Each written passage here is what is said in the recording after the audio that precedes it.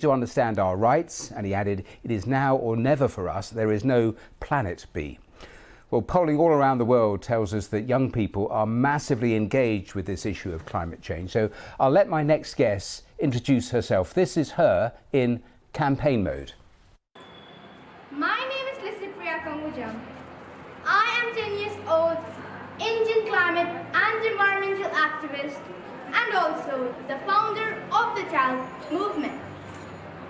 I am fighting to save our planet and our future. Well, Licypriya is now 11 years old. She's there at the summit, ready to talk to me. And wow, you are such a campaigner. Tell me why it is so important that you are there for yourself to actually to deliver your message. Well, I'm coming here all the way from India by raising funds to tell our leaders to deliver urgent concrete climate action now for the loss and damage caused by the climate crisis to the global south. I want our leaders to give climate justice to the millions of poor vulnerable people who are already the victims of climate change.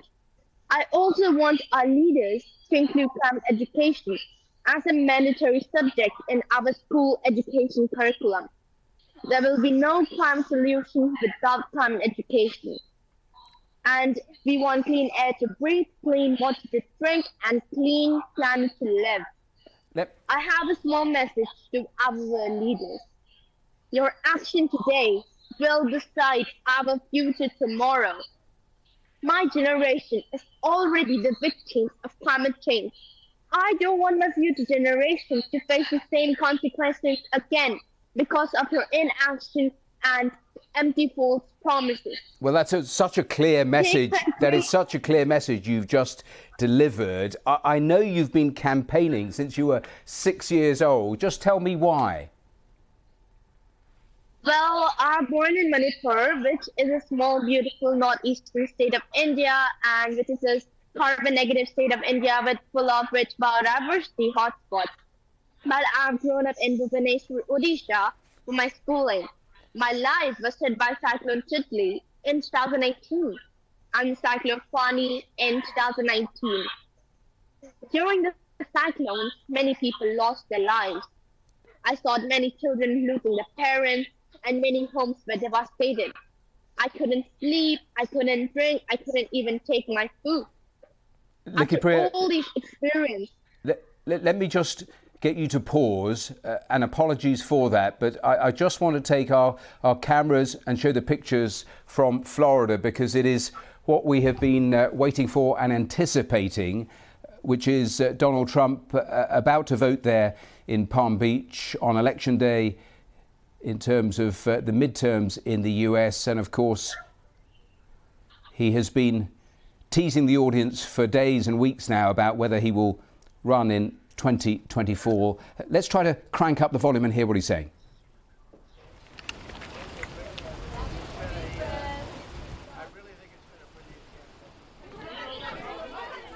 Well, apologies. It is difficult. Clearly, he's a long way from the microphones, but I suspect that question will be being asked of Donald Trump. Are you going to run in 2024?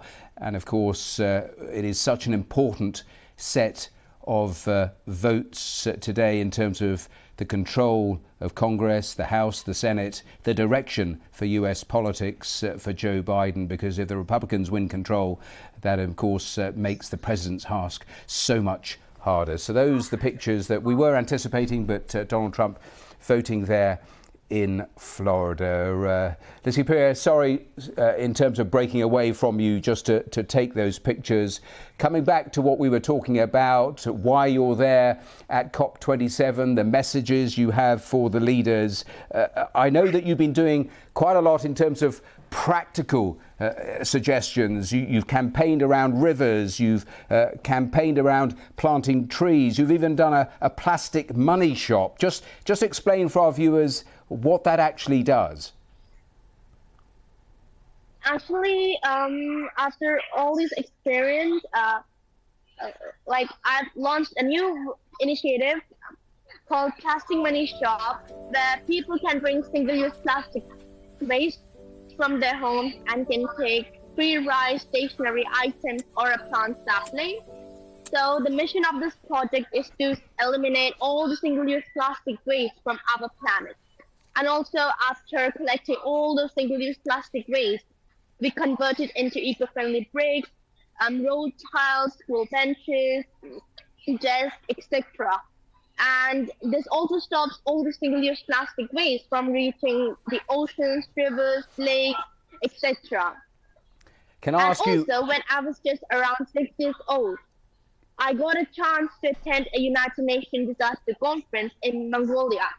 It was my life-changing event.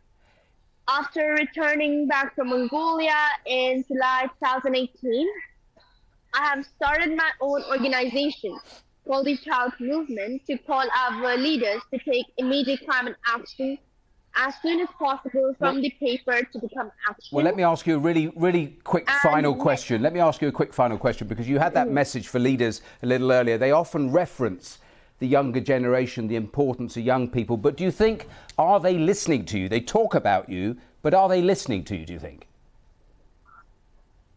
No, not at all. And there's nothing changed at all. So our world leaders are just telling beautiful speeches. They are doing nothing. They're just blaming each other instead of finding a long-term solution. We don't want any temporary solution. What we want is permanent solution. And climate change problem is not only for me or for you or for someone else. Climate change problem is for every single person living in this world. Each and every child living in this country, living in this world, are already the victims of climate change. Yep. Children are dying due to war in Ukraine. Children are dying due to air pollution level and heat wave crisis in India. Children are dying due to severe floods in Pakistan. Children are dying due to starvation in Ethiopia. And many girl children are out of school to fetch water from a very long distance in Africa. Well, listen, and it is sacrificing the lives. It is such a clear message that you are outlining for those leaders. You're there at the summit. Thank you so much for taking time to speak to us here on BBC News. We're very grateful, and sorry that we got an interruption halfway through the interview. But thanks so much for your time. Thank you very much.